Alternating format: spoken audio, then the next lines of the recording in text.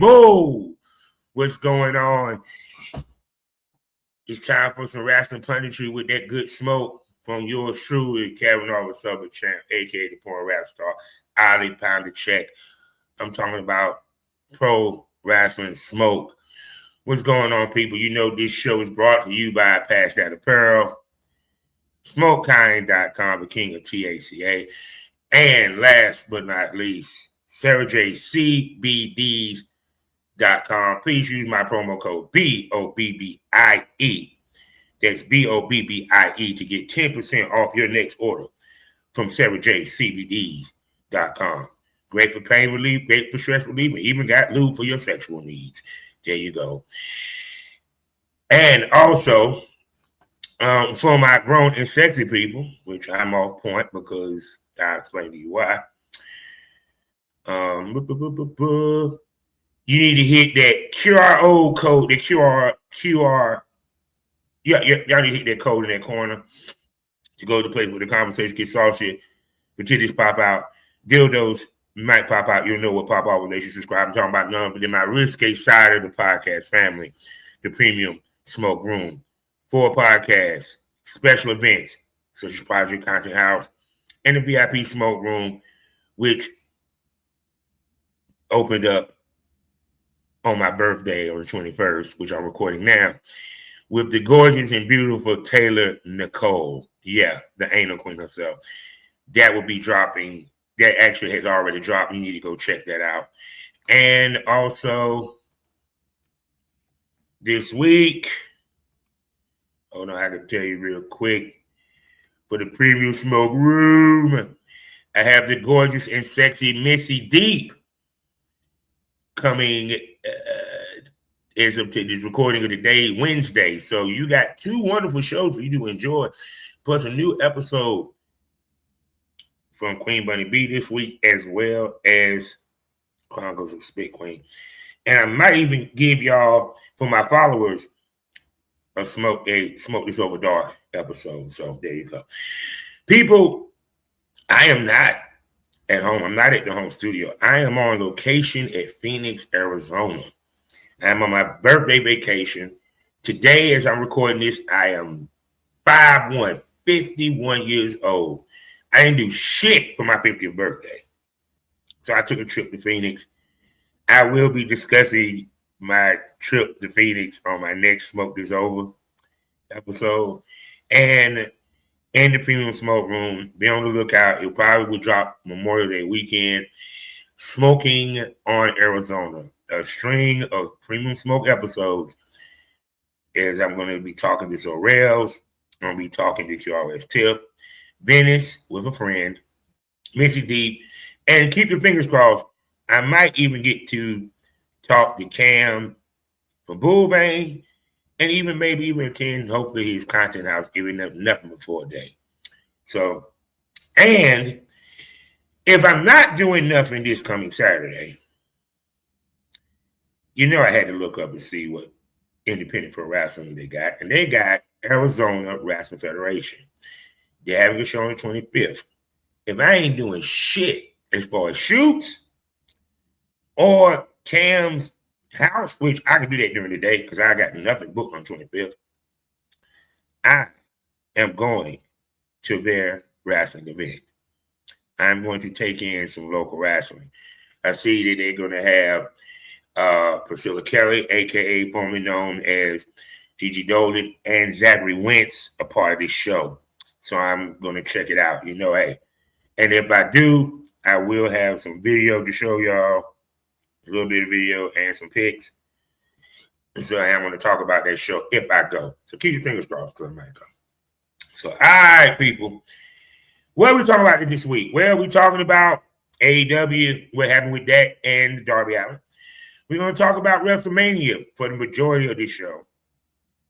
From the night 1 shit show to a better show of night 2. Plus also some little tidbit news and notes and my thoughts on everything that went down. So with that, let's get things rolling.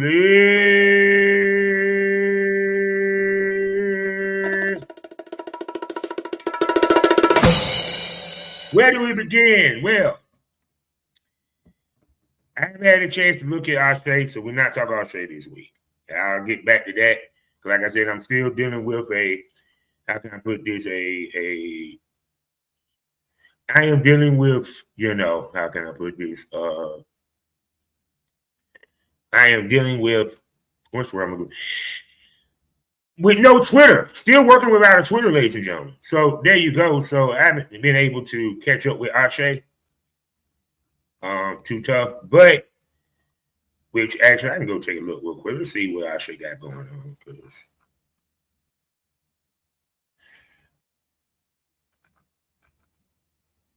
See what Ashe got going on real quick.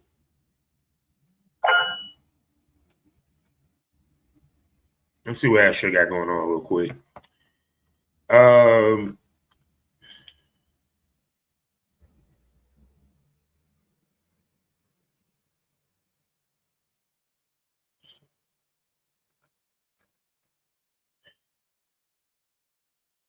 Janai Kai. Yeah, Janai Kai pretty as fuck with all that damn makeup. Okay, I'm just taking a look and see what we got. Nothing of great consequence. Oh, wait a second. We got something. Ashe will be returning May 23rd. Charlotte, North Carolina, Boom Studio, 6 p.m. EST. Be on. We will keep watch when it comes to Ashe on what their card is going to look like, what it's going to shape up to be, and the whole nine. So there you go. Now, before we go into WWE, let's talk to AEW real quick. And the big news after MJF defeated Kenny Omega. The big news is we have a new AEW World Champion. To some mixed reviews. And Darby Allin, who's been there since day one, finally gets his run as the World Champion. And low-key, he is now technically a Grand Slam champion.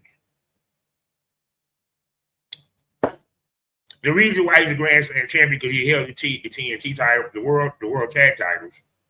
Hold on. Not a Grand Slam, exactly. And the World Championship. So the only thing he's missing is a six-man tag. So if he ever get a chance to be a six-man tag champion, he will be a grand champion. Okay. The only grand champions right now in AEW is actually Adam Page. Because he's been a TBS champion, TNT champion, the world champion, tag champion, as well as the trio champion. And Adam Page, from what I understand, is taking a well-needed break, because the man been gone and everything. But Darby Allin defeated MJF. It was 2 minutes. It was quick. It was short. Practice squash match. The whole story of the whole show was Darby, after defeating Andrade, was granted a world title shot. He wanted it that night in Everett, Washington. And, of course, you got MJF coming in. He'd been on radio silent after defeating Kenny Omega, which was despite what Jim Cornette wants to say, was a banging fucking match. And I love Jim Cornette. I'm a fan of Jim Cornette. But anything to do with Kenny Omega, the motherfucker just not going to like it. Kenny Omega can have the greatest match in history. That motherfucker would never admit it was the greatest match. Because he don't like Kenny Olivier. And what's sad about that, when you don't like somebody, sometimes you don't give them their roses. You feel me? A lot of people didn't like Jim Cornette, but let me tell you, we give that motherfucker his roses as one of the greatest matches of all time. And I would look Stephen A. Smith in the face and said, how dare you disrespect Jim Cornette by putting that fat fucker Paul Heyman above him? Paul Heyman is just really getting his motherfucking flowers as a fucking manager right there. Because he's the only goddamn manager in WWE. And they don't want to call him a manager. So, in my opinion, Jim Cornette, best of all time. One of the best of all time. You feel me? Bobby the Brain Heenan number 1, Jim Cornette number 2, and I put Paul Heyman, who I love dearly and would love to smoke a blunt with. After that, Gary Hart. Can we stop? Excuse me, Jimmy Hart. And how the fuck you gonna put Paul Heyman over Jimmy Hart? Because he's still around. So Stephen A., you know many things you don't know wrestling, brother. Just saying. But would Stephen A. make a great wrestling, manager? We'll discuss that. Now, of course, MJF comes in. He is alerted that he has a match that's starting now.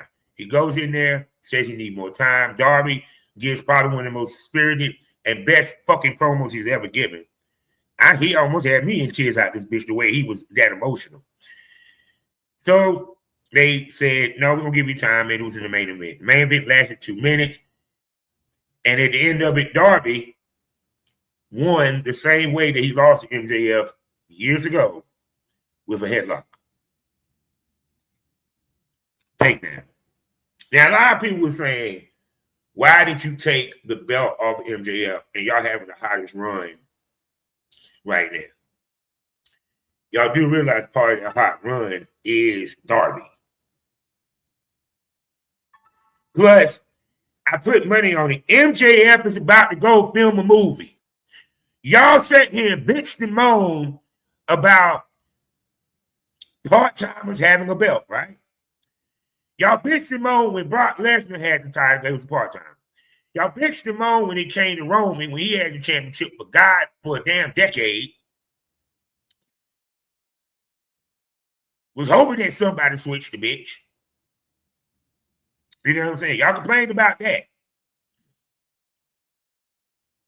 That the belt went on Raw, or if it was on Raw, it went on SmackDown. So MJF probably going to go do a movie because MJF is becoming a movie star. Do y'all understand this? So you want MJF to be gone for 2 to 3 months, which in turn the AEW title will be gone 2 to 3 months. So who do we drop it to? Your second top baby face, if not number one baby face, Darby, who deserves it. Now, is Darby going to be a long-term champion? No, because he's like Dusty Rhodes. He don't need the belt long-term. They put the belt on him, one, to get it off of MJF so MJF can go disappear and go do a movie. Trust me, MJF will be back and be champion. If not by the summer, he'll be champion by World's End. I get that everyone's saying, why did we take it off of MJF? Right, that shit was hot. The ratings is up. The attendance is doing good. So forth and so forth. Regardless of Jim's going to say, they only did 3,000 people. The place only holds 4,000.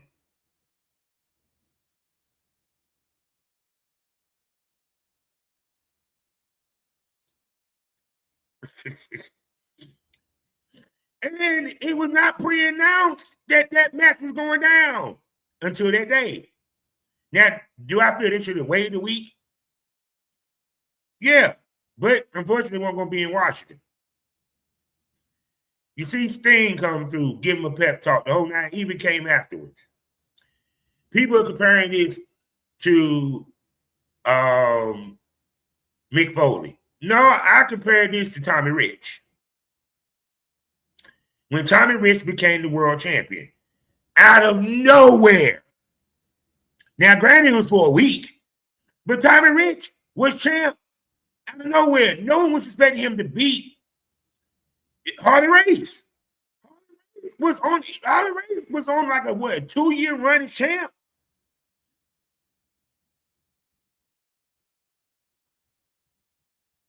I think a 2-year run as champ at the time, or at least a year. He had a long stint as champ. And no one was expecting Tommy Rich to win. They put Tommy Rich over so they could put him over for Georgia Championship Wrestling. That is what it's more like, not Mick Foley, because what made Mick Foley special was that WCW decided to tell the world that Mick Foley became champ. And Mick Foley was at the height of his popularity as Mankind.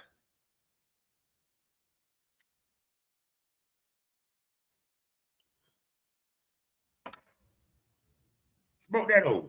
So it's more about Tommy Rich, because Tommy Rich was the hottest young talent in Georgia. They needed to solidify Tommy Rich as a top star, and they put the belt on him. In this equivalent, I see Darby defending the title maybe 3 times and dropping it, and the question is to who? Because you could say Andrade, you could go Okada. Because let's be realistic, you're about to get the belt off of Okada. Because he didn't have the belt for so long, and when Shinsuke, because Shinsuke, you know what I'm saying, Shinsuke Takeshita, a.k.a. what Jim Cornette used to call take a shit, and that just still tickles me to this day. I see it's so many, it like put it this way. I like the fact Darby became champ. Darby is this generation's thing. He is a fan favorite. You can get heat with Darby. You can get heat with Darby. He's a great babyface comeback. That's who he is. He's our new age Ricky Morton. And for y'all that grew up with Ricky Morton was probably the best babyface, get heat on, comeback. You know what I'm saying? Granted, it was tag team. Man, you used to watch Ricky Morton, you be feeling sorry for this nigga. Same thing with Darby. And also, I would love to see Darby have a title match against Moxley. Why? Because Moxley was the last person to beat Darby. And Moxley is still the Continental Champion.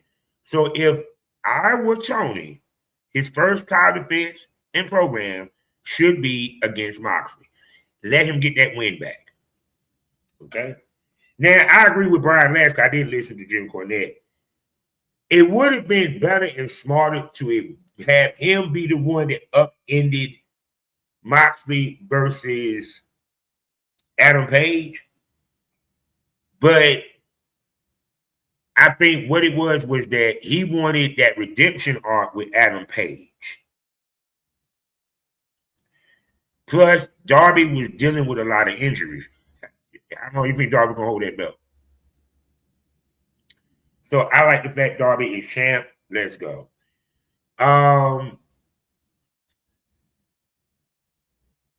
Ospreay is apparently they shut down Ospreay and Moxley. I would have loved to see a second go around with that. Now I think Ospreay back dealing with the Don Callis family, which I keep saying Don Callis. If another fucking wrestler join AEW, join the Don Callis family, I'm going to have a connection. How many motherfuckers y'all gonna have in that goddamn clique? I'm like, damn, is he trying to break the record? Because I do recall Jimmy Hart, when he was in Memphis Wrestling, had probably the biggest heel clique I ever fucking seen. He had like, 10 wrestlers in his clique? And two, the other part of it is, for everyone that's sitting there saying with Darby, I don't see Darby should be champ. He should kill on MJF. Y'all go fuck off. Because y'all the same motherfucker that probably thought night 1 for Wrestlemania was great.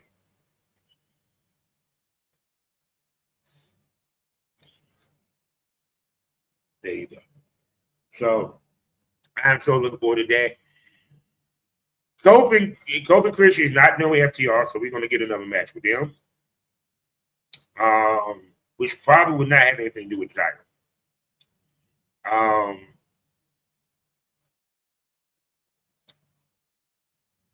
Jericho is back. I didn't get a chance. I think I really didn't get a chance to see AEW for so much. You know what I'm saying? But I did get to see Darby win. Like I said, that's pretty much the biggest news for me because this show's moment about Mania. Okay? So I'll do more of an intense discussion of AEW next week. I just want to talk about Darby, him becoming champ. Also, one other thing, Kevin Knight is TNT champion. I love it. I'm curious to see where this is going to go. If they're going to break up Speedball, Jet Speed, because then you saw a little tension between him and Speedball Mike Bailey. But here's the question: if you do that, who's going to be the heel? In my opinion, should be Kevin Knight. Hear me out. Kevin Knight kind of reminds me of a fusion of Trick Williams and Carmelo Hayes. Let me make this clear. The picture that I saw with Kevin Knight and Trick Williams, bro, that's your number one, number two, your number two, number three top black wrestlers in the game right now, with Oba being number one. Okay. Kevin Knight I'm seeing that he's pushing Kevin Knight to head towards the world title at some point, which he should have did with Scorpion Sky. But I don't want to go into that argument. I'm still pissed that my boy ain't even sniffed the title since he's been back or had an incredible win. And he's one of your day ones, one of your first TNT champions, and you was prepping him to be world champion. What the fuck happened? So, personally, like I said, I'm looking to see, you know what I'm saying, to see what they're going to do with Kevin Knight. So, now, with that being said, there ain't nothing else pertinent to talk about for AEW right now at this point in time. Let's get into WrestleMania. So much stuff coming out of WrestleMania. I heard about what happened with the fans incident at the hotel in Vegas. For one, they shouldn't have had him at a casino hotel. They should have had him at a hotel. They had better security. A lot of these fans don't take into account that a lot of these wrestlers, they're in their mind. They're trying to get their mind right for these wrestling matches. Many of them don't mind talking to fans and getting autographs. But some of y'all motherfuckers is just ridiculous. You camping out at the goddamn elevator. Are y'all groupies or y'all fans? And I bet you thought some of them was men. And see, the thing about it is, TKO was so concerned about money that they didn't think about the safety of their wrestlers. So what if one of them crazy fans stabbed the shit out of somebody? CM Punk had an altercation where this man was sitting there taking pictures while Bailey was hugging AJ Lee and so forth. I guess he was being a little too pushy, trying to get autographs and shit. People, there are designated times that you can get autographs. You might look up and get an autograph while he is walking. Yeah, if you're the only one trying to get the autograph and you ask nicely. But if you're sitting here with 5 other motherfuckers bugging this motherfucker, don't be surprised you get smushed.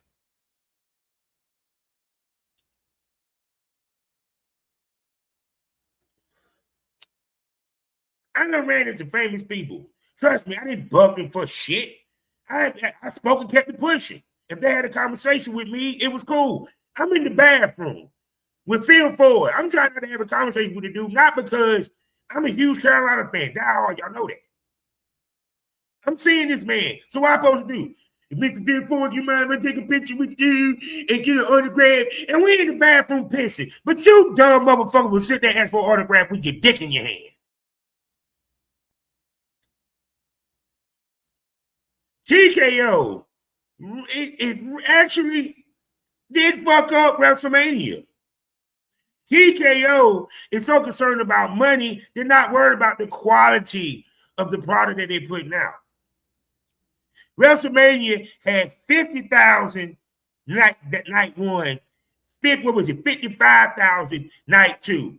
People, they didn't break no record. Actually, they failed in ticket sales. They sold more tickets to last year's WrestleMania than this one. And trust me, it was way more. You didn't hear him say, record breaking, we broke a record, we broke a record, we broke a record. No, they did not. You want to know why they didn't say that? Because, bro, they want no record to break. They weren't even close. Last year, what was 100,000? They were off by 50 grand. Am I correct? Hold on. Let me make sure, because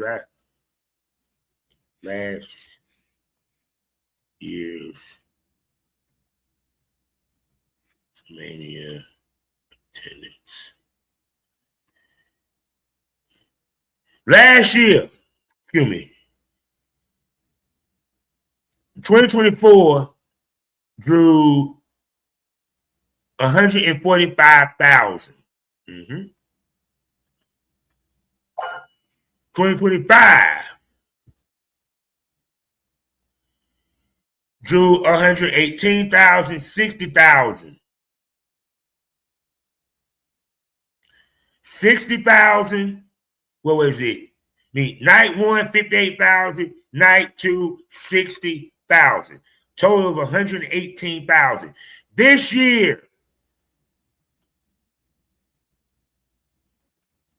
hold on, we're about to get to that right now. This year, 106,000. So last year,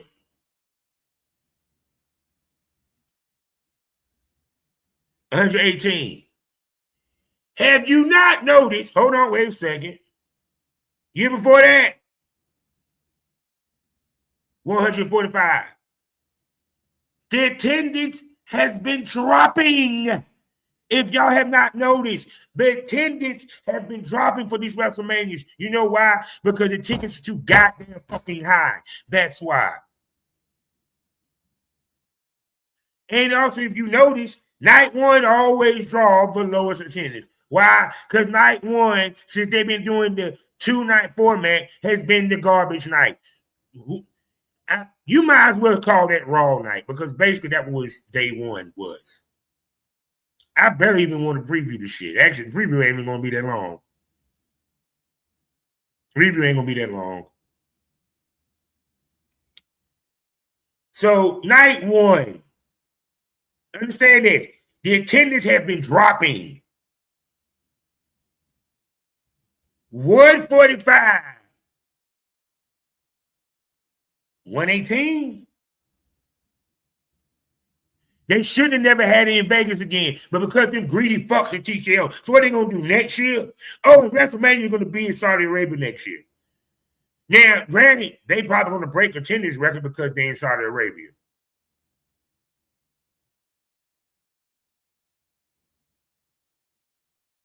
Are y'all surprised that they were going to take it to Saudi Arabia? Not England. Not France. Not Canada. Saudi Arabia.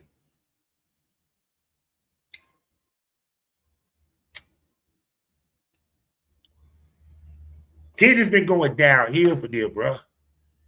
WWE the highest it ever been. Why y'all lying to yourselves? No, it's not. The team has been garbage. The bill for this whole fucking pay-per-view was garbage. 2 matches I wanted to see going into WrestleMania versus Mother Years over Finn and Brock, and I did want to see the Punk and Roman Reigns. Other than that, the Cody and Randy Orton build was garbage. The build for the women's title was garbage.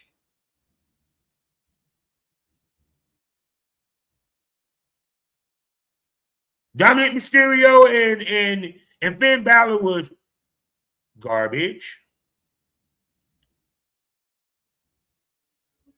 And I believe the only reason why night 2 was better than night 1, you want to know why? Because when they go look on social media in the morning and see how many motherfuckers trash night 1, they was like, okay, we got to make some changes. We talk about ad breaks that was longer than some of the matches that these motherfuckers was throwing on.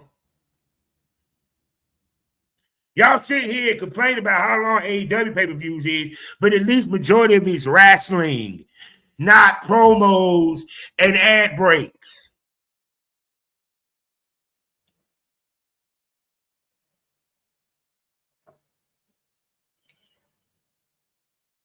So we're going to begin with night 1. which I fell asleep on. They are boring. They are fucking boring. Night one was, people. This is what I was sounding like watching night one.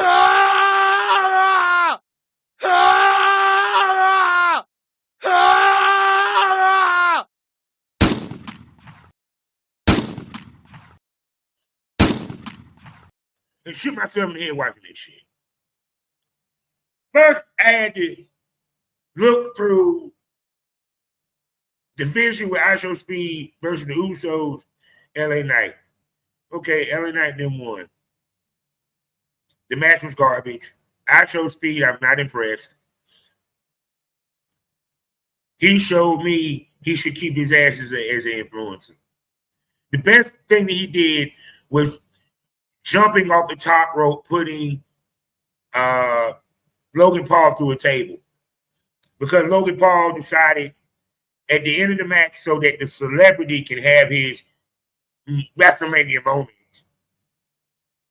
Because we couldn't sell tickets, so we're going to get every type of influencer that we can think, every celebrity, and we're going to get them to wrestle because we can't get no ticket sales because y'all ticket sales for WrestleMania done dropped by like goddamn 30,000 within 2 goddamn years. But these Jim Cornette and all these motherfuckers, they sit here and talk about the shit. They don't talk about that. Even Def Messi don't talk about that. Next year is going to be lower than that. The only reason why it's going to be back high because they in Saudi Arabia and the Saudi Arabian government going to make everybody show the fuck up.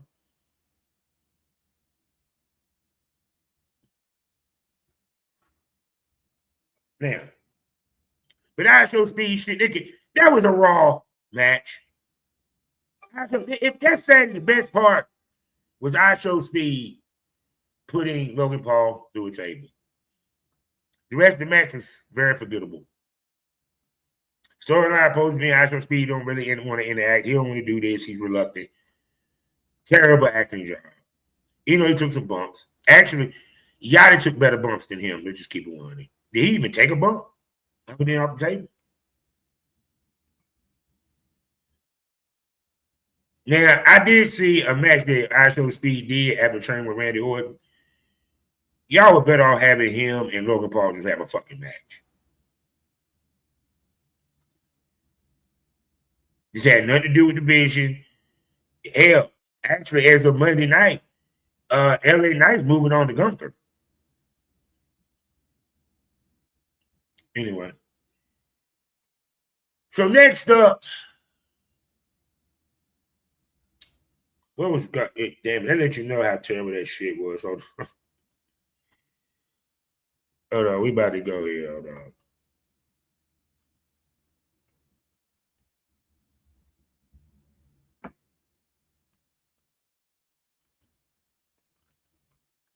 Let me see here.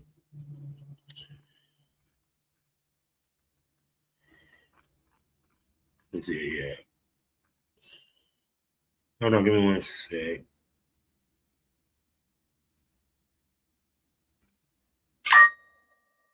All right.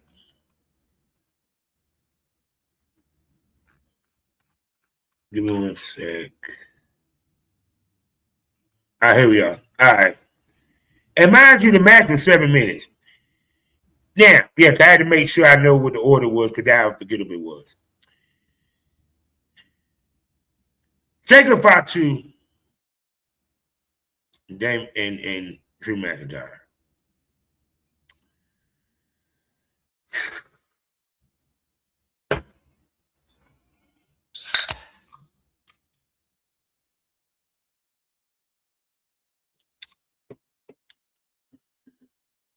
Oh, man.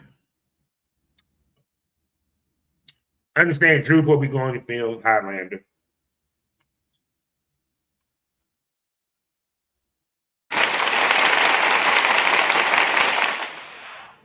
If they didn't have Drew McIntyre in the next Highlander with Henry Cavill, I'm going to have an issue. How are you going to have the most Scottish motherfucker that's on TV that looks the part not on Highlander. It wouldn't surprise. I would love to see him as one of the Immortals. It would be. Now, I know they got somebody else playing Kragen, but I love him. I swear, I would love him to be the villain.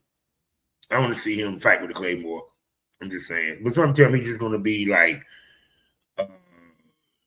even one of the friends to Harvey or like Harvey's homeboy back in the day, because I don't see him being a modern day Immortal. Some tell me they're going to have him back when they was looking back at the past when we first got introduced to, Connor McLeod. Now, excuse me, Duncan, is it? No, it's Connor McLeod. Duncan was the other one. All right. So many McLeods. This is supposed to be an unsanctioned match. Now, people, let me explain to you. Unsanctioned means anything fucking goes. This should have been the most violent, most heinous, dare say, bloody match on the card. That's what it should have been. Should have known, because the first hour was on ESPN regular TV. This shows you how shitty they knew the product was at this point in time. This shows you how much the product is shitty. AEW gives you 0 out. They gave you not prelims. This is the first hour of a WrestleMania card on national TV to get people to tune in or to get people who hadn't bought tickets to buy tickets last minute to go to night 2. Or to get people to subscribe. I ain't never known WWE to give you the first hour free of any pay-per goddamn view, let alone WrestleMania. So expect the same thing to happen with SummerSlam. The first hour of SummerSlam will be on ESPN. After that, you have to go and subscribe to ESPN Plus.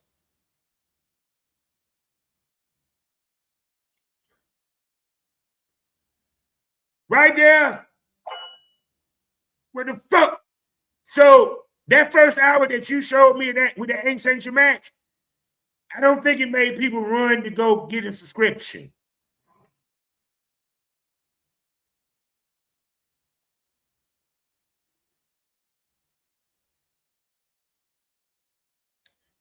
You understand me, bro? I don't think after watching a match that looked like something that supposed to be on SmackDown, TV-ready, unsanctioned match, which was probably the nicest hardcore unsanctioned match I probably ever seen in pro wrestling. I've seen women unsanctioned match more violent than this bullshit, and these motherfuckers threw themselves off the goddamn side of a building. Drew McIntyre handcuffed and whooped the dog shit out of my boy Jacob Fatu. But that didn't piss me off the most. Let's talk about the final sequence, shall we? Jacob Fatu ascends the top rope, looking to do something. Drew McIntyre pushed this big motherfucker off. He did a flip through a table onto the floor. Drew goes to pick him up, throws him back in the ring.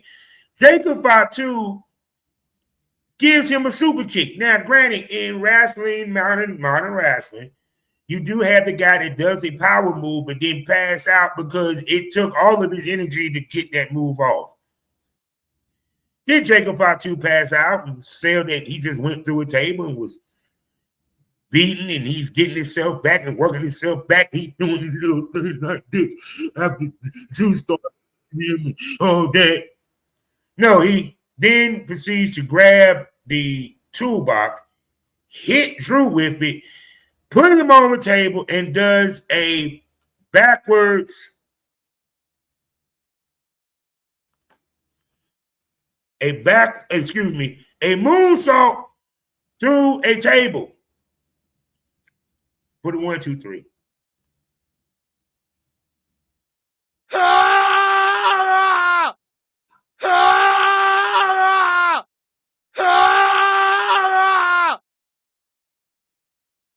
the fuck that make any sense? Then why did you push him off the fucking table? Why you push him off the top over to the table? So, and I'm waiting to hear if Jim Cornette doesn't say shit about that sequence, I will lose all respect for Jim Cornette. That killed the match for me. So right there, the first 2 matches you give me is bullshit. Why should I subscribe?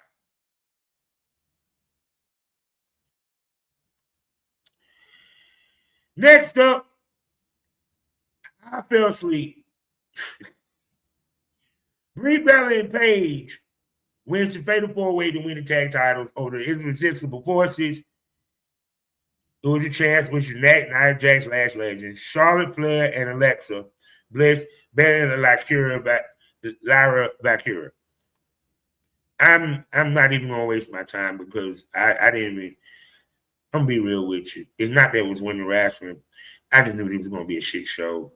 I knew that the Bella Twins was supposed to win the tag titles. Why? They're the biggest name, and they tried to, legitimize the shit, give the Bellas, but of course one of them is injured. And Paige has returned and now signed with WWE because it was rumored that she has left AEW, and where else is she gonna go?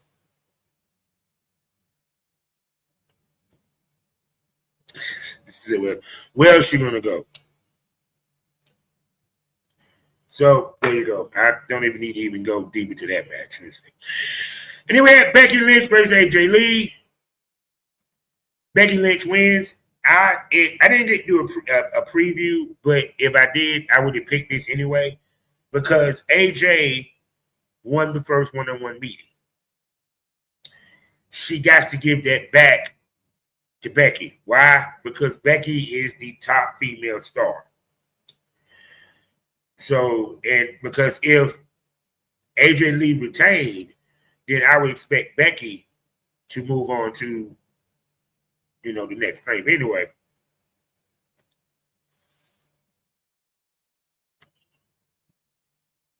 So, Becky defeats AJ Lee. It was a good match. The women's match on night 2 was better, but it was a good match. It was what I expected it to be. I didn't want a barn burn. It wasn't technically a stat match. On technically a hater. It wasn't Mariah Miller or Tony Storm. It's not even Becky Charlotte Flair, no. But AJ Lee did a thing. You know what I'm saying? I think the third match will be way better. I don't think this match is better than the first match. I think the third match, they will have a third match. Probably a stipulation because this one should have had a stipulation. Of course, Becky threw AJ Lee headfirst into a exposed ring buckle, which she exposed earlier in the match, as well as a pushing with the referee. So, are you trying to tell me that the referee and her about to have a match? Is the referee right now about to be a wrestler? But if they do that, then that would give her a feasible out to lose to AJ Lee because she'll blame the referee. So I'm curious to see Backlash in Tampa. Are they even going to have a third match? You know what I'm saying? So, because they really didn't do anything on Raw.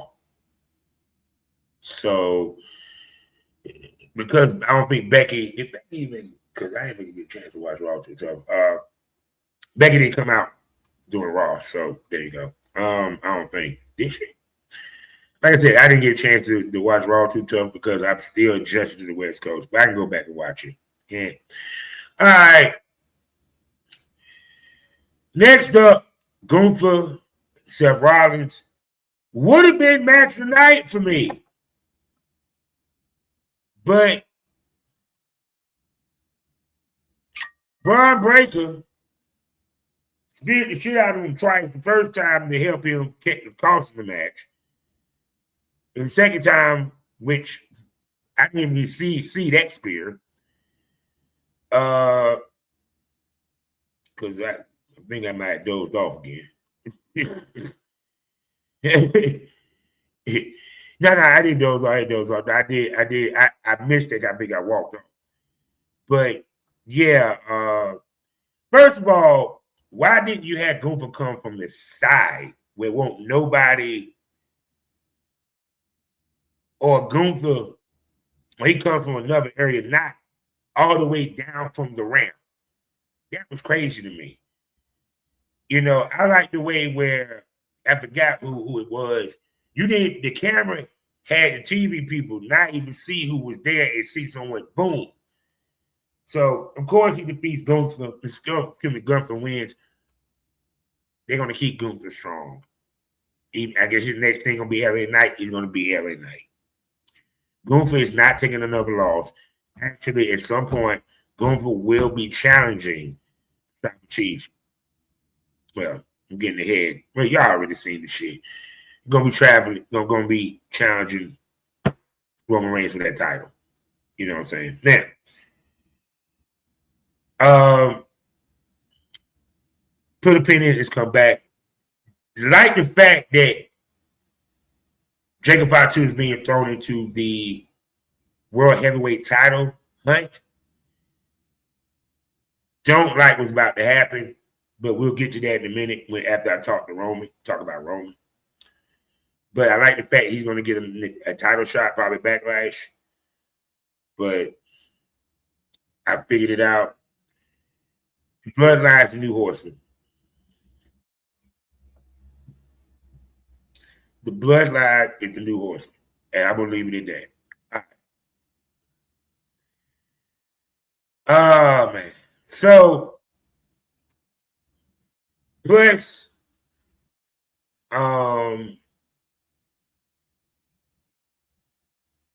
Backlash, we're going to get Rollins and Braun Breaker. Let me talk about that real quick.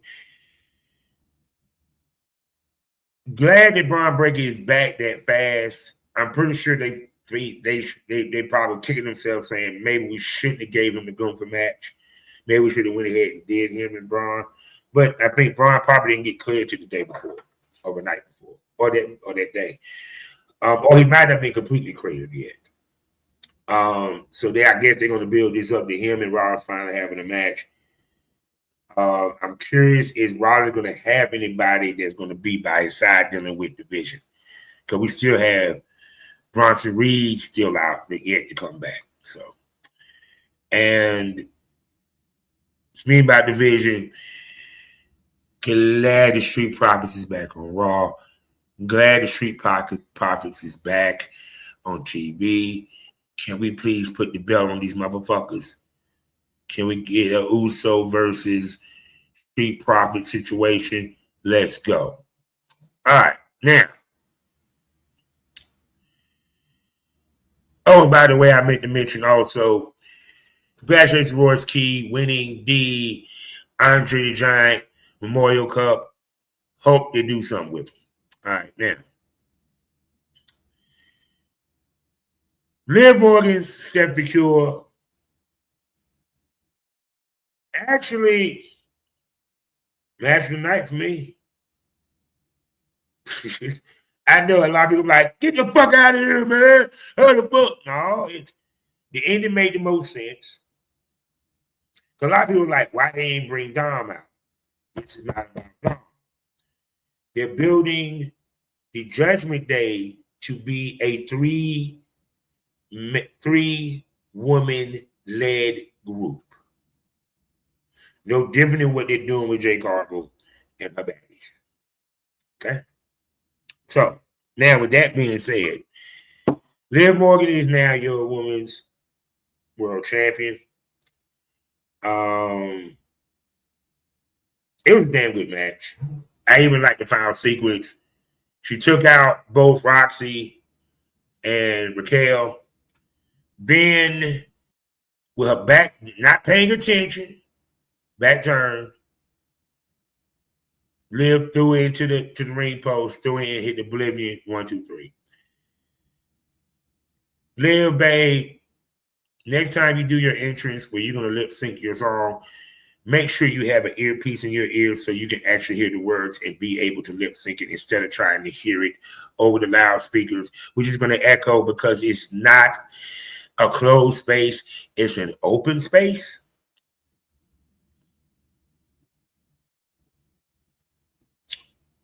A bigger arena. You get what I'm saying? Period. It's no different than artists. You could have got down there while you was off camera. You could have took the microphone out your ear, took the mic back off. You ain't had to sing the one because you lip sync. I get it. You're trying to say you win. People kind of trash the entrance, say it was like, okay. But if you notice, all the people that had the grand entrances, for the most part, they pretty much won. You know what I'm saying? So anyway, Liv on Raw. This is why I don't get. Why did you have Ruka, who y'all saying they're supposed to be elevating to Raw, go against Liv Morgan, to have her get jumped by Zarya to hype their match, which is going to be on NXT as of today. Make it make sense. You couldn't fed her anybody but Zoruka. Zoruka, for what? And then at the end of it, yeah, Stephanie Cure getting her face. So I take it that Stephanie Cure is going to get a return match at Backlash. The question is this going to be a stipulation match? Because the simple fact of that, unless Stephanie Cure finds two other girls to back her ass up, we already know what's going to be. So now, the worst main event between the two was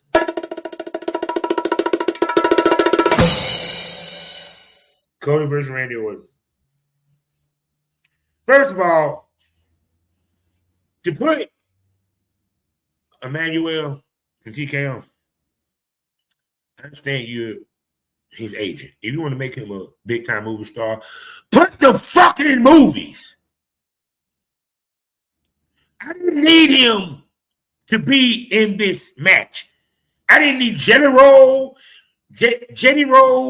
I ain't need no Pat McAfee. And I'm a Pat McAfee fan. No, I need his fucking white ass right there on commentary.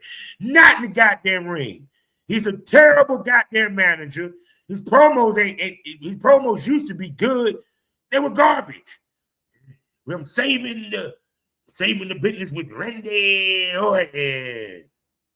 So they took him out early. General gets a WrestleMania moment where he jumps his fat ass off of something to put McAfee through a table, and they take McAfee out. Both men get busted, so that's your match with blood, which made sense. But see, the ending made none. You get a rep bump with the referee knocked out. Randy hits, I think, an RKO. McAfee comes out to make the count with a neck brace after he got stretched out. Then you leave there. He RKO's McAfee.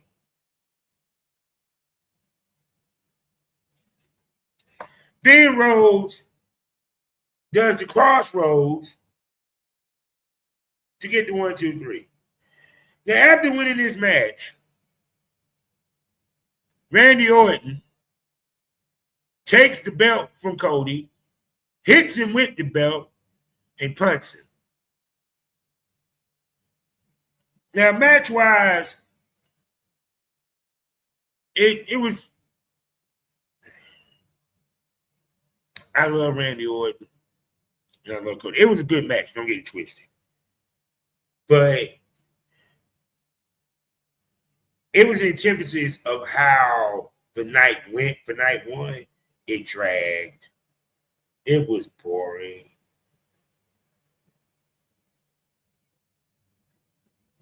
It didn't pick up to about damn near the last minute. The same sequences of the previous matches, because every match somebody was going to get put through a table.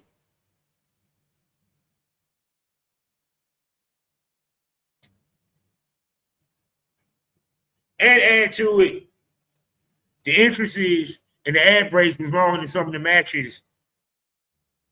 There was what they said was 4 hours of pay-per-view with an hour and 37 worth of matches. With the longest being the main event. Because what was the time for that? Hold on. 22 minutes. Gunther was 17 minutes. The other one was Jacob Fatu, 14 minutes. Everything else was under 10 minutes.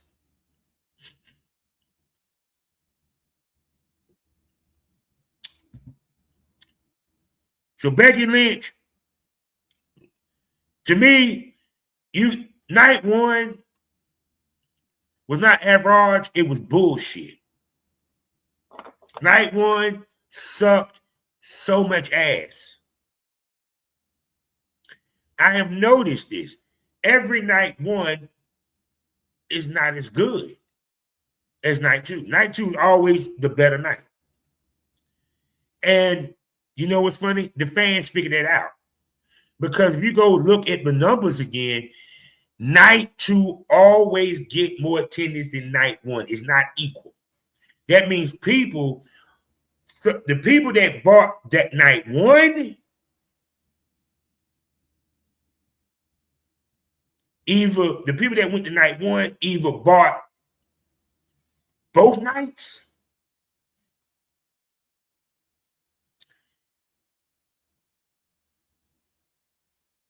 but what I'm saying, the people that attended night one, they already had tickets for night two.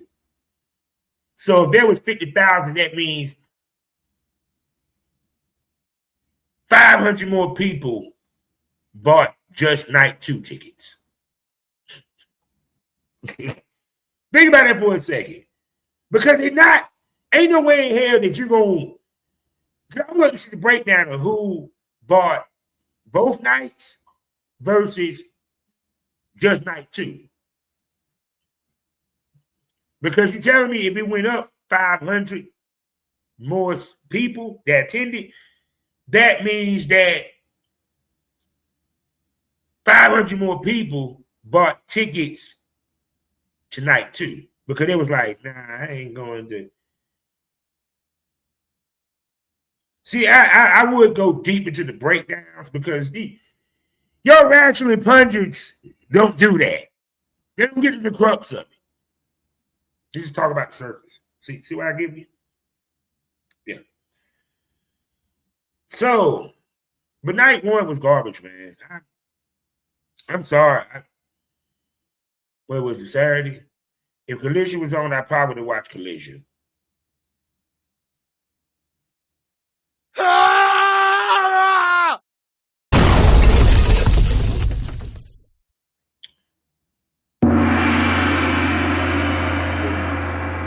Now on to night two.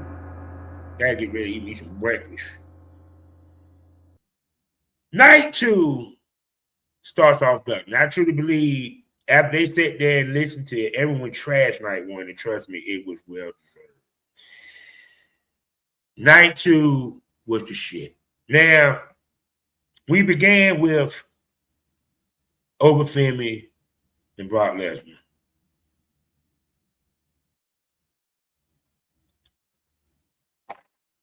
Oba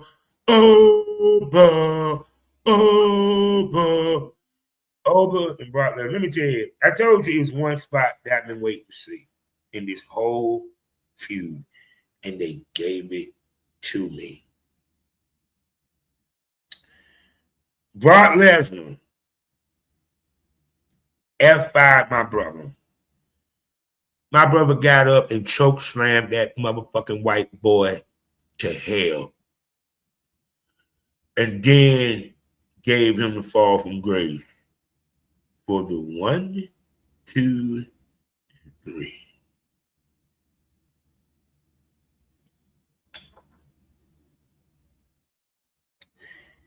They better put his ass over. I lost my goddamn noodle. That was the only moment in all of WrestleMania that I lost it. To see my nephew overfilm and put Brock down.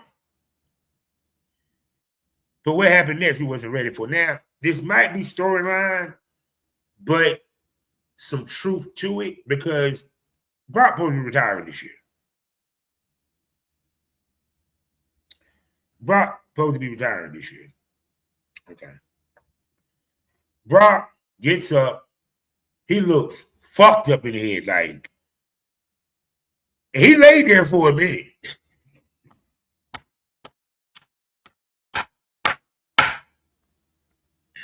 You know what I'm saying? He laid there for a minute. Got up. Like he was in tears. Undid his boots. Took his glove off. Very emotional moment with like I said, a very emotional moment with Paul Heyman. I got a little emotional myself. I'm like, oh shit, Brock might be gone. Now the rumor says that it might be storyline based, but some truth in it, because at some point, I think his last match was supposed to be at SummerSlam against Gunther, because I think they're playing up. It's like everybody wants Gunther to retire him. Damn, Gunther, they like you. Who you want to retire you, dude? Gunther? What the fuck, Gunther? You like the porn. You like the equivalent to the male talent that all the women want to be their first BBC. All the white women want to be their first BBC. Who you want to be your first BBC? Say, Jason Love.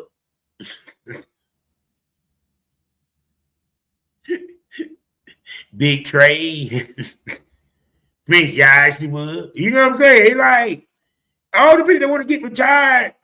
Oh, I see Randy. Randy gonna be next. Randy gonna be like, you know what's up? Hey, go. I want to retire with him. I mean, shit, man. All the boys said it. You the best retirer in the game, man. Yeah, you put us over in retirement, bro.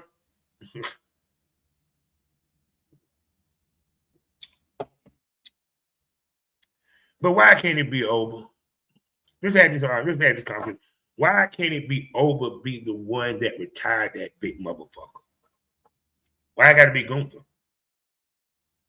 And by the way, what are they gonna do when they have Gunther goes against over? Stay tuned. So that was way better start off. And when I saw that, I said, you know something? I love it. I love it. I love it. I love it. Night one, I don't know what they could have done differently to start with this, but it was smart for them. Where one, because I know Brock. Unless Brock is going to be in the main event, he'd rather be the first match, because he just want to go the fuck home. He want to do his match and get the fuck up out of there. He ain't trying to chill. He ain't trying to have no beer. You know, he ain't trying to smoke no blunt. He ain't trying to kick it. He fuck Vegas. He ain't trying to gamble. He trying to get his ass back to Canada. To wife, he got them get some pussy. He looked like he probably fucked dog shit. That's why he ready to get back there. Like, baby, I need that pussy, baby. I need to get some of that. I need the puppies. You know what I'm saying? So there you go. Next up, Intercontinental 6-pack ladder match. Penta retains by retrieving the title. We had Javon Evans, my nephew, who did some major shit. Dragon Lee, Jason McDonough, Rusev for a change of pace, get you the big man, and the legend Rey Mysterio. Very good match. Glad Penta retained. Penta, I'm sorry, Penta is so over, but why anybody surprised? People forget Penta was the TNA champion.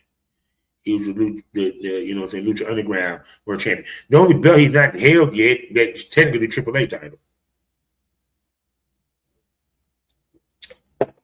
And plus him being Intercontinental Champion, I'm sorry, that is beautiful. I'm sorry. You know what I'm saying? So that was a great match, and yeah. Now that match was actually 15 minutes. So, and so because like I said, the spots with the ladders and all that, of course, they won't be there. Now, Trick motherfucking Williams with Little Yachty, he defeated Sami Zayn to become the United States champion. I already know what they're setting up. But we'll get there in a second. Let me get there in a second. Little Yachty took better bumps, took some bumps. He took some bumps. Actuality, WWE, for the duration that Trick Williams is United States champion, actually, maybe you need to go ahead and give Little Yachty a contract for him to be Trick Williams' goddamn sidekick / manager. Stop playing. We have Buck Stokely. We have the equivalent to Prince Nana and Swerve Strickland. You see how that dynamic is working, how that's sexy in AEW. Why can't we have Little Yachty? Them two motherfuckers together is money. I don't know what the fuck. TKO, y'all want money? You want to get the culture? You want that black money? Because that's why y'all doing this? Keep them two motherfuckers together. Trick Williams looked like fucking money. The nigga had a goddamn cape that was goddamn half a mile long. I'm right now seeing Lash Legend saying to him, baby, when my trail goes out the door of the church, I don't want to hear shit. Wrestlemania, baby. Trick looked like $1 million fucking bucks. Did you hear the crowd say, whoop that Trick when he walked in? I love Sammy. I've been saying this, Sammy need to be a heel. He should never be in a face. I get he's a good face, but he's a better fucking heel. Now, should they put the belt back on Sammy? Should they keep this? Yes, they should. And add in, of course, Carmelo Hayes, because now we're going to have a what's what I'm looking for? A rewind of what happened in NXT when Javon Evans had a feud with Trick Williams, not Javon Evans, Trick Williams and Carmelo Hayes had a feud. Remember? We got the U.S. title now. So, do I see a rematch at Backlash? Probably so. We'll see on SmackDown. But congrats to Trick Williams. Also forgot to say congrats to Bianca Belair and Montez Ford. And, yeah. They're about to have a baby. That's a future WWE superstar. So, now, next up, I dare say, in my opinion, the best interest of the night. The Demon Finn Balor defeated Dominic Mysterio, which, as you watch Raw, that feud is going to continue, obviously.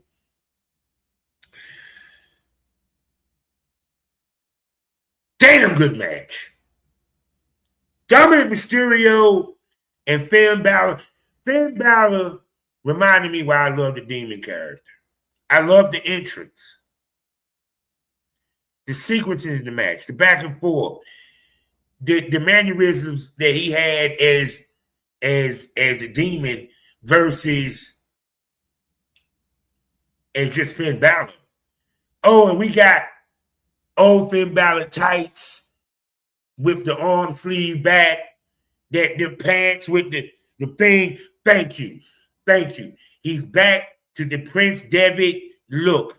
Thank you. The NXT look. The look that I really like for Finn Balor to fucking have. Oh, by the way, at some point, can we please put a world title on Finn Balor? I mean, I think he deserves. Y'all, he got hurt. He never got a chance to run with the Universal title. Can we please give him a championship run at some point? But anyway, this was a good ass match. Dominic, bro. I'm sold on Dominic. I'm sold. I'm in.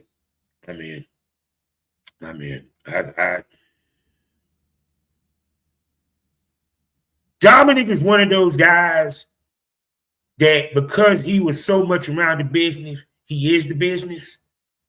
He is now, first of all, starting to fill out. He's starting to fill out a little bit. He ain't a toothpick. And like I said before, me personally, don't be surprised if Dominic become world champion in the next two years. Because he's right now running Triple A. Boom. So there you go. Now, the best women's match tonight, and a surprise, because Finn Balor knew he was going to win. I knew Chick was going to win. I knew Pippen was going to win. I knew Ogo was going to win. I did not expect Jay Cargill to drop the title. Rhea Ripley defeated Jay Cargill in a very, actually, Jay Cargill's best match in WWE. Best match in her career.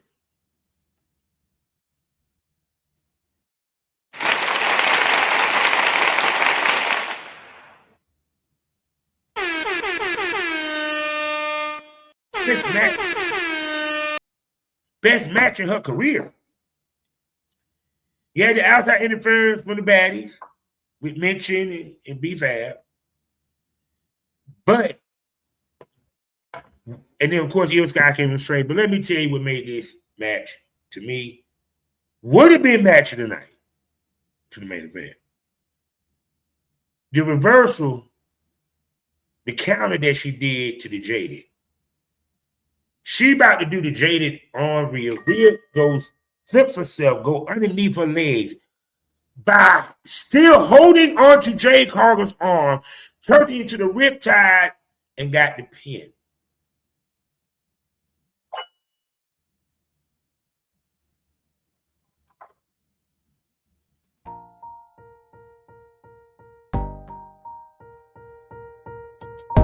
Let's break this down. Let's break this down. Why did it take the belt off Jay Cargill? Jay Cargill had the title for 6 months, and I understand she defended it twice. Let me tell you why. Because TKO 1 is panicking because the attendance from Wrestlemania was the lowest it's been it's lower than the 2 previous years. You don't think TKO noticed a decline in ticket sales from 2 years ago to last year to this year? They want to get tickets sold. They don't have faith in Jay Cargill. Rhea is the shit.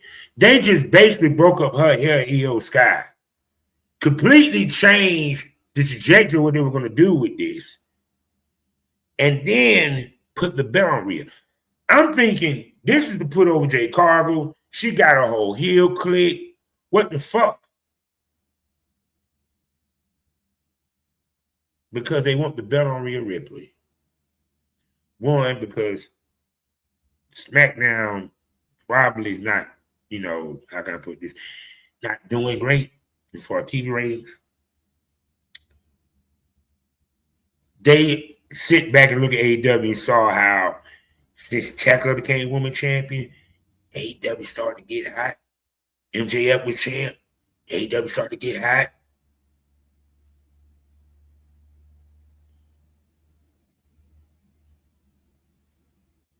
Smoke that over for a minute. You know what I'm saying? Smoke that over for a minute. So that way, I think that was a knee-jerk reaction to what's going on. They're looking at everything. They set it up because now we got SummerSlam coming up, and the whole point of the matter is that they want to sell tickets going into SummerSlam. They don't want to have happen the year before what they had happen here on WrestleMania, where they only got 50,000 tickets. And then the next night, they only went up 500. What was it? 50,000? Yeah, 50,000. And then it only went up, what is it? 50,000? 500?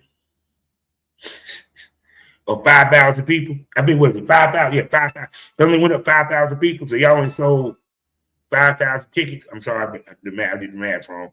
5,000 tickets.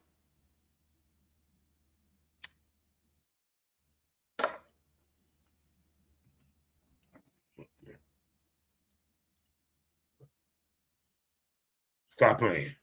So now, hold on.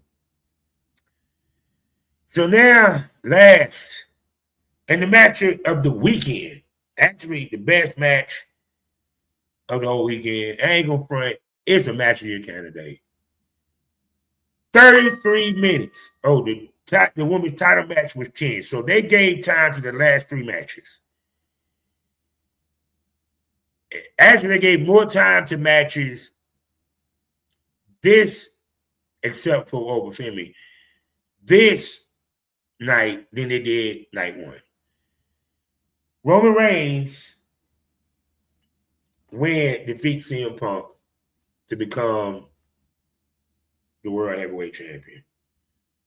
Now, what is so interesting about this was this match was good as shit. But what it told the story was this.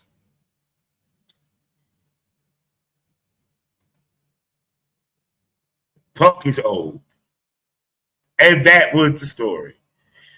Punk, also, if you notice, Roman always wins by luck in so many ways. It's like in some cases, it's even win by outside interference or just sheer happenstance. And let me explain with this. Look at the final sequence. Punk has the man dead to rights. He's about to give him a 3rd GTS. Understand it. He nails this match over. Game over. He just gave out. He did everything. He put Roman through a table. I mean, the last 5 to 6 minutes, he kicked Roman's young ass from pillar to post. Oh, and by the way, he was busted. Oh, and 2, I got to give Roman some credit. That spot when he was hanging the tree of rope outside the ring against the ring post, and Roman threw the steps into his face. Chef's kiss. Chef's fucking kiss. That was brutal. That was fucking brutal. I like that. But he got him up on his shoulders to hit him, and he just gave out. He just passed out. Roman gets up, shocked like, what the fuck? Yeah, nigga. God just gave you a gift. It was like Danhausen. You've been cursed. Very evil and very good. Love that segment, by the way. I love Danhausen. So evil. You're cursed. Man, I was done. I was dying out laughing. I said, wait a second. Hold on, wait. He just passed out because he was old. And you can tell that he just played it up like, I'm done. Just go ahead and face me, man. I'm tired of shit. Roman, like, he just said, all right, fuck it, I finished it. He gave him a spirit. Rest is history. And then, of course, we about to have a Bloodline 2.0. With Jacob Fatu comes in to challenge Roman. So Roman tells him, I want you to think about it, because if I beat you, you have to acknowledge me as the tribal chief.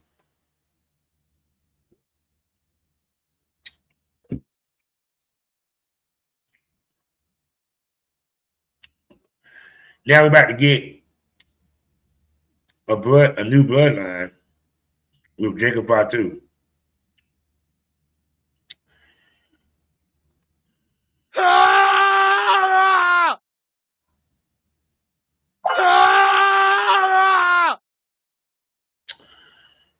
You know it's a TKO call, right? It's a Triple H call. Why I say this, Triple H don't bring back heel clicks. Think about it. He what was it? He came back and redid Evolution to take down the Shield. But that was to set up the bigger storyline with Seth Rollins breaking up the Shield.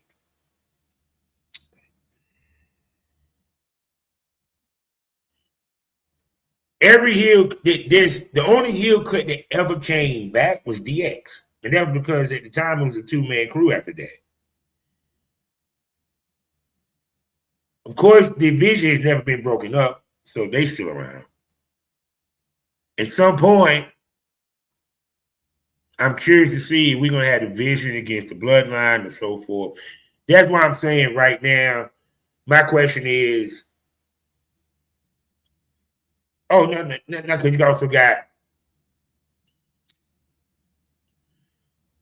oh, I already know. Oh, shit. This is going to be interesting. He about to do Tony Khan booking. They're about to do Tony Khan booking. Let me explain why.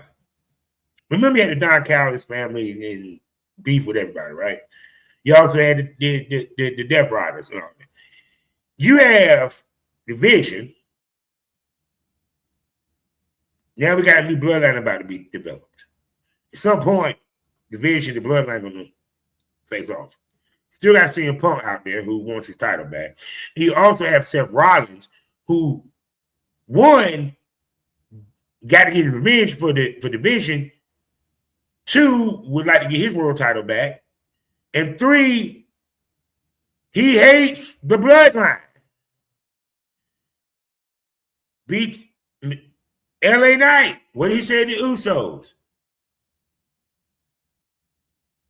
I'm cool with y'all, but I'm not cool with that bloodline bullshit.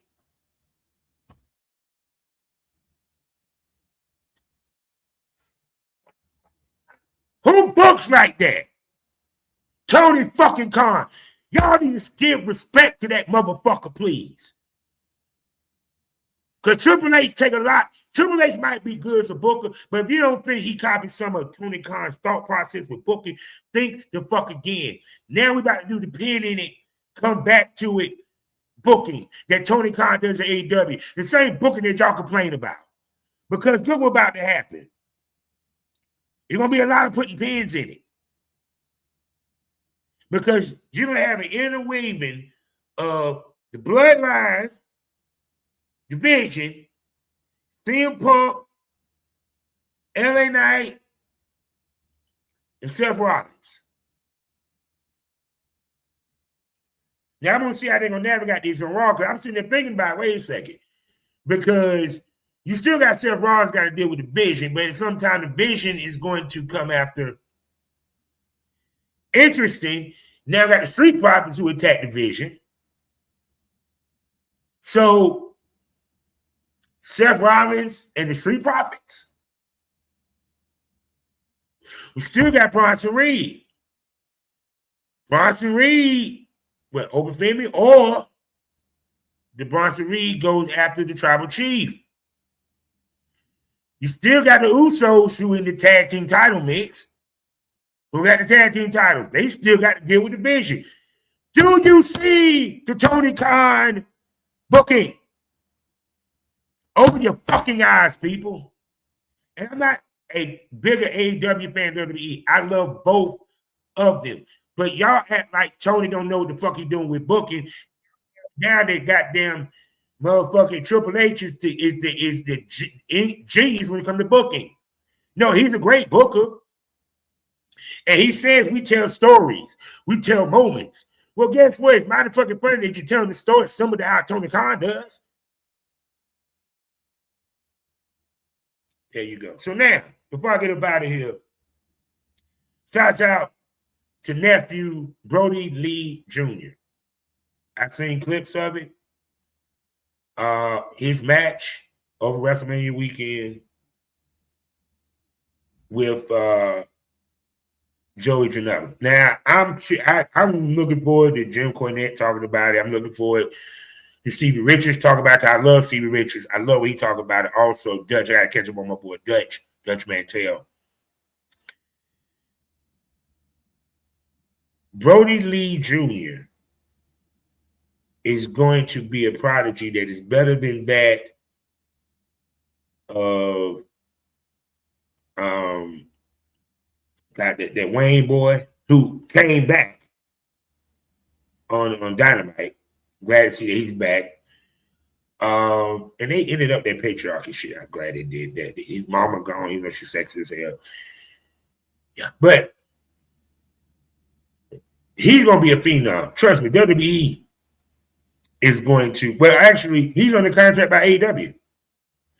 Y'all forgot about that. And being trained by Natty. It is going to be a bidding war when that boy turns 18 for Brodie Lee Jr. And let me make this clear. If AEW, who I think they did give him a contract. I think he's under contract by AEW. That young. They was like, nah, bro, if you're going to become a wrestler, you're going to do it through us.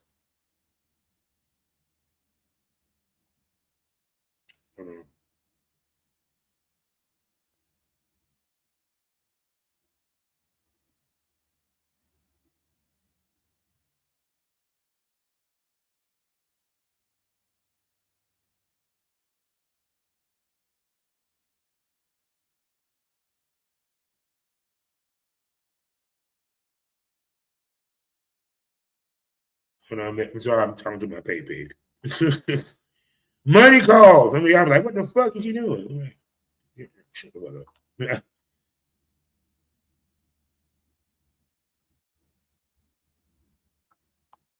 Now, back to my point. He is going to be a bidding war for him if he's not already signed with AEW. Because I do recall they did say something about him being signed. So him being signed to AEW,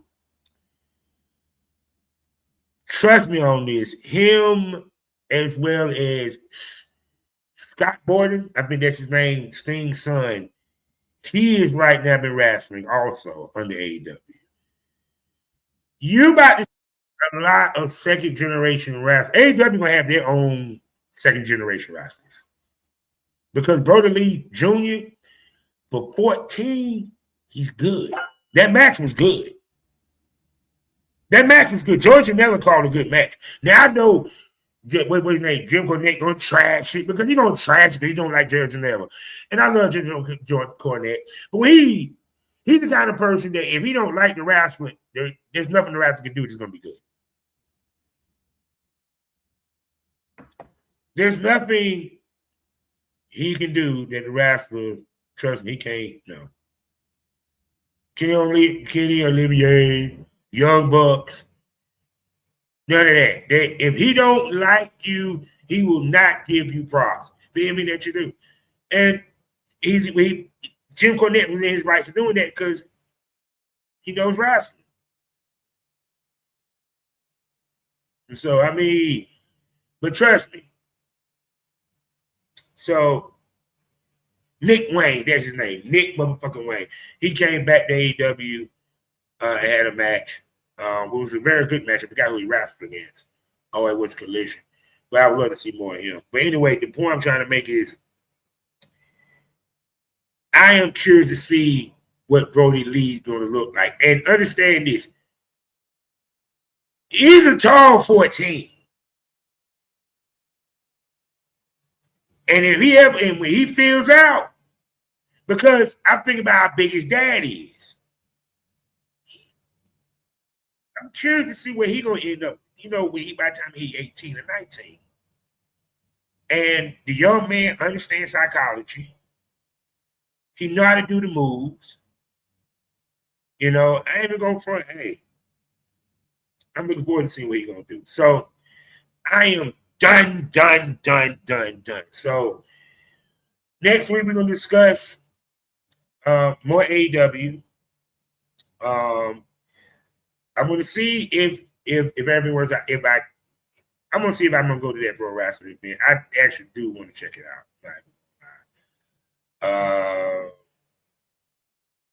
I definitely want to check it out, period. So that I can talk about some independent wrestling, man. I said it's one of the things I want to do. I want to get outside more. You feel me? Go see some wrestling. You feel me? So there you go. So with that being said, don't forget to my grown and sexy fans, hit that QR code to go to the place where the conversation gets saucier, the titties pop out, dildos might pop out. You don't know what pop off, and make sure you subscribe. I'm talking about the premium smoke room. Yeah, people. 4 podcasts plus special events. So it's Project Content House, and I even opened up the VIP smoke room, and I got some other goodies over there as well. Period. And right now you can get the first month for $6.25. After that, it's full price of $25, and trust me, you're gonna want to stay, people. No one leaves the premium smoke room because the best smoke is always premium. And don't forget about the flagship STO, the Smokers Lounge, people. And I'm about to get off here and enjoy the rest of my fucking birthday. I got some shit to do today, some shoots, see what might be popping off today for me. And I have to go. So with that being said, how we end these things all day, every day.